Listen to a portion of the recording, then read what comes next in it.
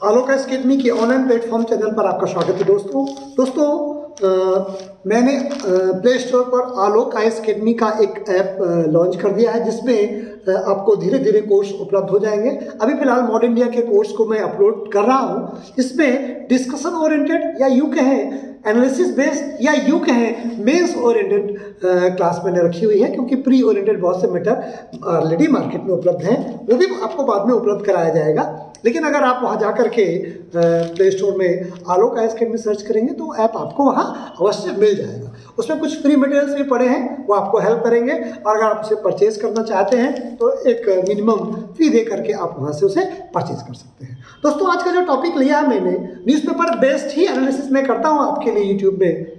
तो आज हम एक टॉपिक जो चल रहा है, जो हिजाब विवाद को लेकर के, उसमें एक नया टॉपिक जागरण में एक पर चर्चा आई है कि क्या इस समय कॉमन सिविल कोड लगाने का सही समय है। कॉमन सिविल कोड आप जानते हैं, आप मेरे प्लेलिस्ट पे जाएंगे यूट्यूब की तो जो आर्टिकल नंबर 44 पढ़ा हुआ है संविधान में, उसका पूरा वीडियो बनाया मैंने। आर्टिकल नंबर 44 में दिया है कि भारत में सरकार जब उचित समय चाहेगी तब उसे कॉमन सिविल कोड लगाएगी। यानी कॉमन सिविल कोड कब लागू होगा ये सरकार तय करेगी, संविधान में व्यवस्था कर देगी। क्या अब ये सही समय है, इसकी हम पर चर्चा करेंगे। बाकी तो सरकार तय करेगी कि कॉमन सिविल कोड लगाने का समय क्या है, यह सरकार का अंतिम स्वविवेक का निर्णय होगा। इसको हम अगर थोड़ी सी परिचर्चा करें कि ये जो हिजाब है, जो बुर्का है, जो पर्दा प्रथा है, हिंदू में पर्दा प्रथा, घूंघट के खिलाफ आंदोलन चला। क्यों? क्योंकि ये माना गया कि जो पर्दा प्रथा है, वो चाहे हिंदुओं में चाहे मुसलमानों में, वो पुरुषवादी सोच का परिणाम है। यानी पुरुषवादी सोच, जहां पुरुष जो है महिलाओं को एक वस्तु मानता है और वस्तु मानकर उसको ढक करके रखना, बंद करके रखना, उसे जीवित इंसान नहीं मानता। तो वस्तु है, उसे छुपा के रखो, क्योंकि वही पुरुष उसका उपभोग करेगा, वही पुरुष उसको देखेगा। इसी बात का जो पुरुषवादी सोच है, जो पर्दा प्रथा है, ये पर्दा प्रथा ही शोषण का आधार बनता है। किसका? महिलाओं का। अब देखिए, इस दुर्भाग्य ये है कि इस समय भारत में जो प्रचारित किया जा रहा है कि पर्दा प्रथा महिलाओं का अधिकार है, ये दुनिया में मैंने पहली बार देखा है कि पर्दा करना किसी भी धार्मिक समूह के लिए उस महिला का अधिकार बन जाए। महात्मा गांधी कहते थे कि मुस्लिम महिलाओं को अगर आप पर्दे के पीछे रखेंगे तो होगा क्या? उनका विकास खत्म होगा। उन्होंने कहा था मुस्लिम महिलाओं को जो बुर्के की गुलामी से बचना चाहिए या पर्दे की गुलामी से बचना चाहिए। क्यों? अगर मुस्लिम महिलाएं पर्दे में बंद हैं, यानी एक वस्तु हैं, उनका अपना कोई स्वतंत्र चिंतन और सोच नहीं है, वो बंद तरीके से रह रही है। पर्दा प्रथा ऐसा में नहीं कि महिला पर्दा पहनना चाहती तो वो कोई बहुत बड़े विकास का सूचक है। अगर ऐसा होता तो जो घूंघट प्रथा है, इसको लेकर के, जो पर्दा प्रथा को लेकर के तमाम सारे भारत में चिंतन हो गए, हिंदू धर्म की बुराई हो गई और अच्छा था ये हुई। और तो महिलाएं उन पर्दों को छोड़ करके अब अपने अपने ज्ञान, क्षमता, प्रभुता के आधार पर लड़कियां काम कर रही है ना हिंदुओं में। तो जब भारत में फंडामेंटल राइट है और फंडामेंटल राइट में आर्टिकल 14 कहता है equal protection of the law, कानून का सभी समान संरक्षण होगा, equality before the law and equal protection of the law, कानून के सामने सभी समान है। तो क्या भारत में हिंदू महिला और मुस्लिम महिला समान है? नहीं है। हिंदू महिला को दूसरी तरीके से रहने का अधिकार है, हिंदू महिला को उत्तराधिकार अपॉइंट करने का अधिकार है, हिंदू महिला के पास राइट टू प्रॉपर्टी है, हिंदू महिला को तलाक कोई पुरुष यूं ही नहीं दे सकता, उसके जूते घिस जाएंगे अगर मैं लेमन लैंग्वेज में कहूँ। लेकिन मुस्लिम महिला को अगर ट्रिपल तलाक कानून न बना होता, तो स्टेट तलाक पे बैन न लगा होता, तो तुरंत 30 सेकंड के अंदर उसे तलाक दिया जा सकता था। मुस्लिम महिलाएं डर के उसमें रहती थी। अब भी अगर इस्लामिक कानून के अनुसार भी देखो तो 90 दिनों के अंदर किसी भी मुस्लिम महिला से कोई भी पुरुष कभी भी छुटकारा पा सकता है। फिर आइए हलाला, तलाक के बाद हलाला क्या होता है मैं बताऊंगा नहीं। हलाला इतनी दर्दनाक प्रक्रिया है किसी महिला के लिए, और गलती करता है पुरुष और तकलीफ उठाना पड़ता है उस महिला को हलाला को लेकर के। तो ट्रिपल तलाक हो, एक पुरुष मुस्लिम 4 विवाह कर सकता है, बहु विवाह हो, ये ऐसी सामाजिक कुरीतियां इस्लाम धर्म में अभी भी व्याप्त है। हिंदू धर्म में खत्म हो गई ना बहु विवाह, हिंदू मैरिज एक्ट आ गया ना 1956 का, लेकिन मुस्लिम मैरिज एक्ट क्यों नहीं आया, या कॉमन सिविल कोड क्यों नहीं आया जहां एक सिविल लॉ लागू हो। कॉमन क्रिमिनल कोड इस देश में है, जो आईपीसी है, it's a common criminal code. IPC common criminal code को व्यक्त करती है, लेकिन सिविल प्रोसीजर जो लॉ है वो अलग अलग है। तो क्रिमिनल कोई व्यक्ति क्राइम करता है, उसके लिए अगर अलग एक ही कानून है तो इस्लाम खतरे में नहीं है, लेकिन अगर सिविल लॉ में एक ही कानून आ जाएगा तो इस्लाम खतरे में हो जाएगा। ये देश की जनता को अब बरगलाना बंद कर देना चाहिए। मुस्लिम महिलाएं अगर बुर्के के अंदर रहेंगी तो लोग कहते हैं किसका नुकसान होगा। मुस्लिम महिलाएं अगर बुर्के के अंदर रहेंगी तो उन मुस्लिम महिलाओं का नुकसान होगा, उनके बच्चों का नुकसान होगा और इस राष्ट्र का नुकसान होगा। इस राष्ट्र का नुकसान कौन भरपाई करेगा? यानी एक अजीब बात है कि हम बुर्का पहनेंगे, हम हिजाब पहनेंगे, ये जो बैकवर्डनेस की पहचान थी हिंदू धर्म में, घूंघट, हिंदू धर्म में पर्दा, जो बैकवर्डनेस की पहचान थी, पुरुषवादी सोच थी, इस्लाम धर्म में उनका फंडामेंटल राइट हो जाता है। ये दोहरा चरित्र नहीं चलना चाहिए। हिंदू धर्म हो, इस्लाम धर्म हो, कोई भी धर्म हो, वो इस देश में रूल ऑफ लॉ से चलेगा, कानून से चलेगा। और अगर किसी परंपरा, कोई रूढ़ी, आर्टिकल नंबर 13 ये कहता है कि कोई भी परंपरा, कोई भी रूढ़िवादिता अगर देश के फंडामेंटल राइट का विरोध करती है तो वो परंपरा, वो रूढ़िवादिता शून्य होगी।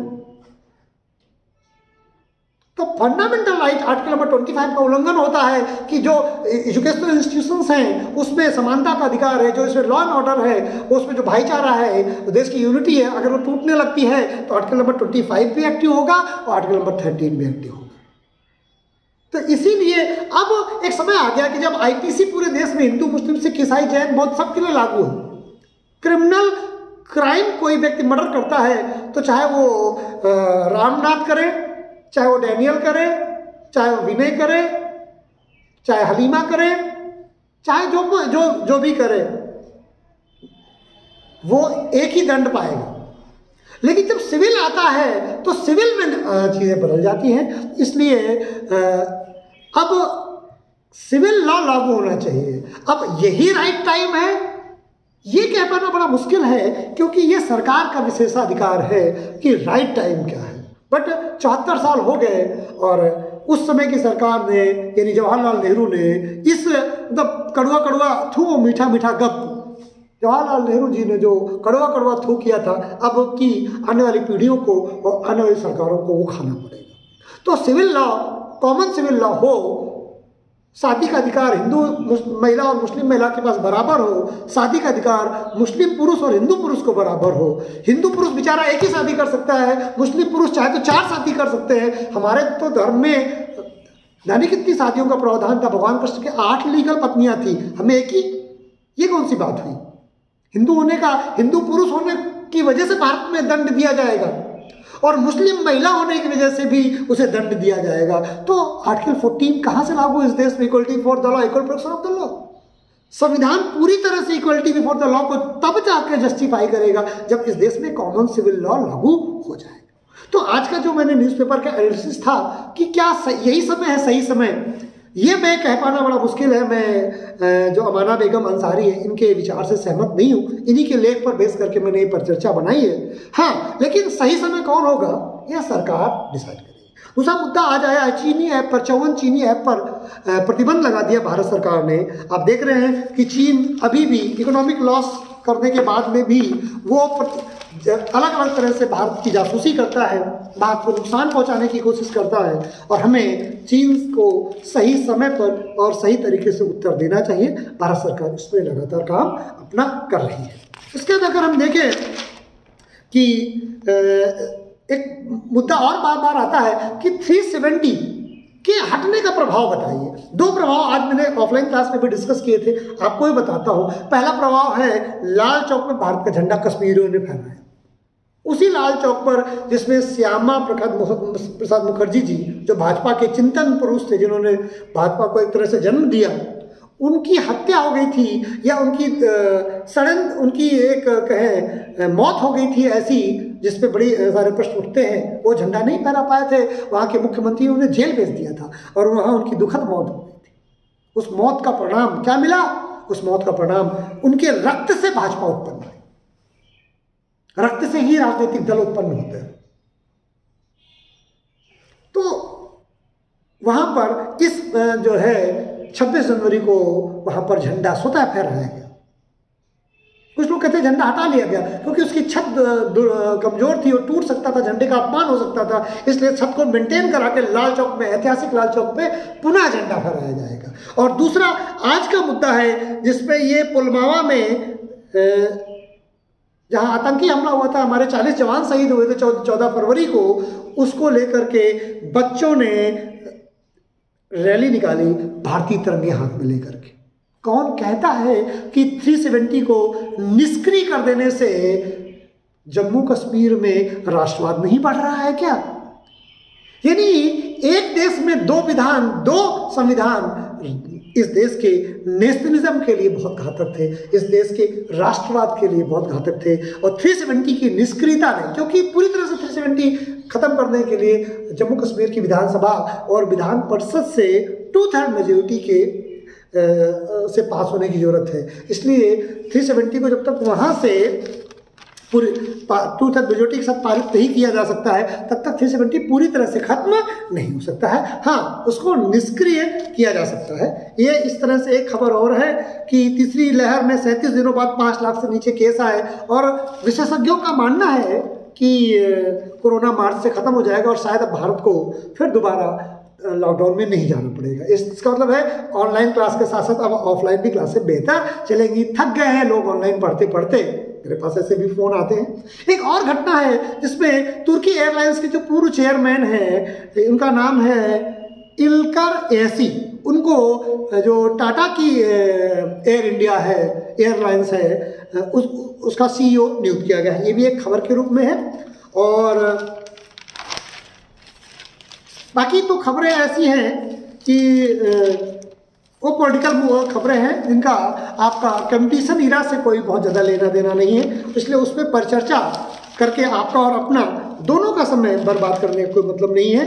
किसकी गर्मी बढ़ेगी, किसकी शांत होगी, ये 10 मार्च के बाद देखेंगे। उससे मुझे और आपको कोई लेना देना नहीं होना चाहिए। उसके बाद एक चर्चा यूक्रेन को लेकर के है। यूक्रेन विवाद चल रहा है और क्या दुनिया तीसरे विश्व युद्ध के मुहाने पर है? मुझे तो नहीं लगता। युद्ध हो सकता है, तीसरा विश्व युद्ध में कन्वर्ट होगा नहीं होगा वो समय की बात है, लेकिन हाँ, चीज़ें गर्मा गर्म हैं और चीज़ें लड़ाई की तरफ जा सकती हैं।